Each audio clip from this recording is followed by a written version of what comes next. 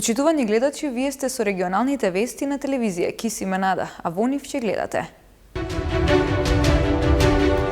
Тетовските пожарникари се врати од спасувачката мисија од разорните реони во Турција по земјотресите. Сликите кои ги виделе таму биле страотни.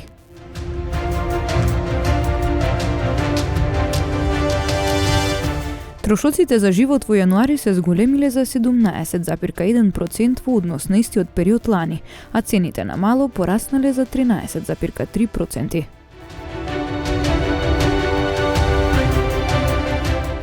Планирана е нова бушотина во Фалише, поставување на пумпна станица и воведување на континуирана дезинфекција и хлорирање.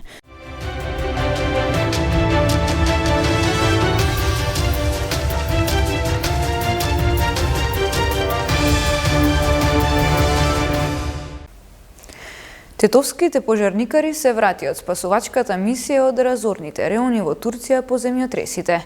Сликите кои ги виделе таму биле страотни, велат членовите на тимот лиценциран за пребарување и спасување од урнатини. По искуствата од оваа земја се наметнува прашањето колку нашата држава е подготвена за вакви природни катастрофи. По една недела активно учество во спасување, преживеани и извлекување жртви од урнатините по разорните земјотреси во Турција. Пожарникарите од Тетово се вратија дома. Ноќеска се очекува да пристигне во земјава и втората група која беше испратена преку Дирекцијата за заштита и спасување. Спасувачките акции биле тешки, сликите страотни, сведочат членовите на тимот. Ние бевме тие сретни кога спасивме животот 30 годишна жена, не само ние као припадници на противпожарна единица Тетово, туку биле и од Струмица, Чаир, Дирекцијата за заштита и спасување заеднички, работевме упорно 6 сати да го извадиме жената здрава и жива од тие урнатини. Таму беше ситуацијата беше каотична, се знае, населението беше многу на тешка, лоша состојба. Ми излеговме на пресрет на сите тие што побарале од нас да им помогнеме. Тоа беше наша втора мисија на такви услови. Меѓутоа, у Турција е друго нешто, таму целиот град беше урнат. И ни беше многу тешко да се справиме со таа ситуација. Градоначалникот Билал Касами им се заблагодари за хуманоста на 9 пожарникари од Тетово кои заедно со уште толку струмички пожарникари се единствени во државата кои поседуваат лиценца за пребарување и спасување од урнатини. По ваквите катастрофи стануваме свесни дека потребни ни се повеќе обучени лица и во другите општини, вели Касами. На ниво на државата треба повеќе екипи да бидат подготвени за да можат да интервенираат во, не дај Боже, вакви ситуации. По гледката од уништените објекти во Турција се поставува прашањето колку објектите во нашата земја можат да издржат посилни потреси, особено дивоградбите. Дури за 3000 бесправно изградени објекти општина Тетово одлучува дали ќе бидат легализирани, а доколку не ги исполнуваат стандардите ќе се рушат, тврди Касами.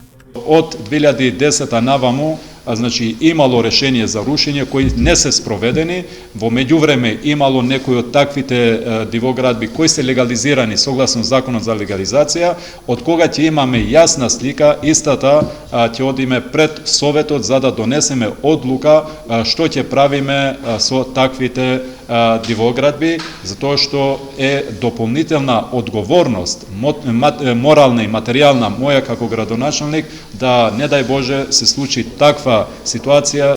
Во Турција веќе се бараат причините за целосното уништување на неколку десеттици илјади објекти, под чии урнатини загинаа над 40.000 граѓани.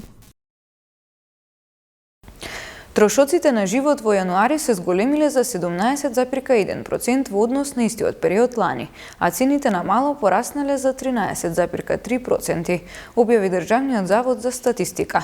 На едно 4-члено семејство пак во јануари му биле потребни 50.799 денари за минимални месечни трошоци, покажа пресметките на Сојузот на синдикати на Македонија.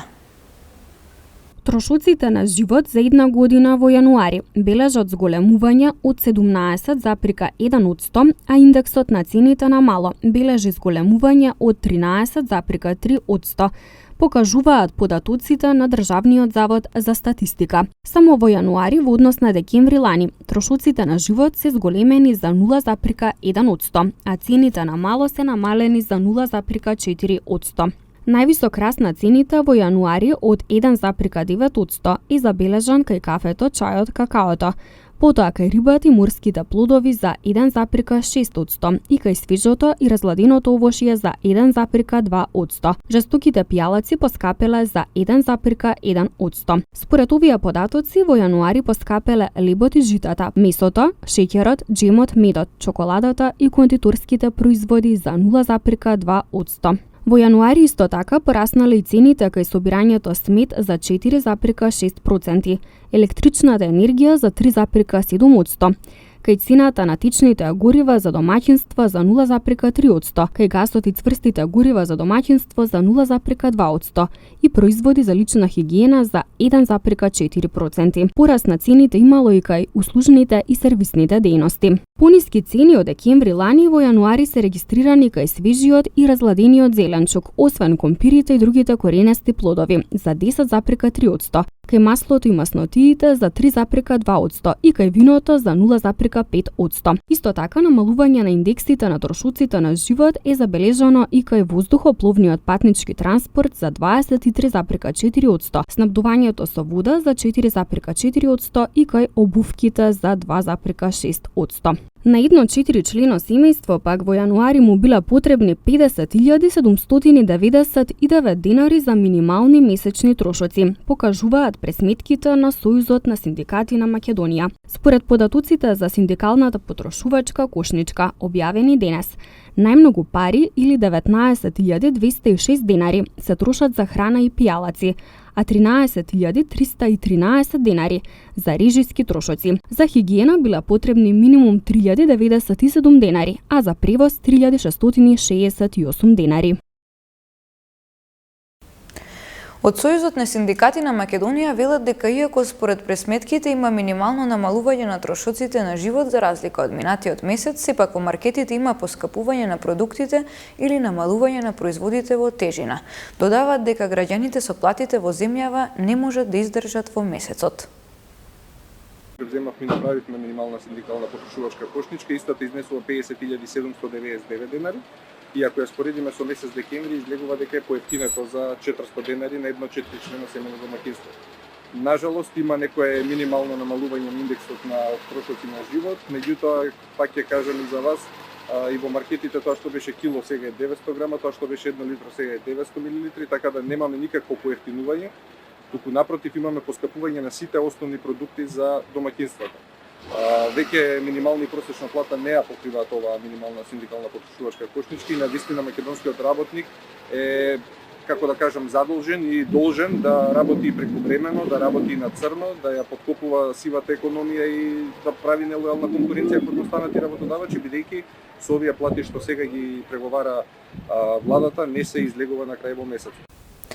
После 2 недели детектирање на проблемот кој ги остави Фалиша и Сарачино без вода, денеска почна да се копа бунар во длабочина од 50 метри, за да се најде вода за пиење за овие населени места.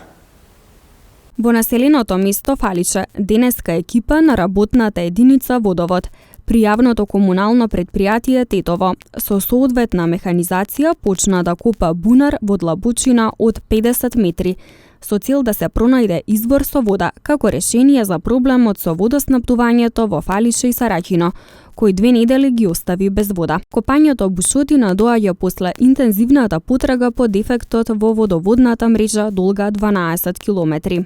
Ние наоѓаме втора солуција, односно резервната солуција на водоснабдување преку нова бунарска бушотина. Постоеше една бунарска бушотина, меѓутоа таа бунарска бушотина не ги задоволува стандардите и потребите за да може да се реши тој проблем таму.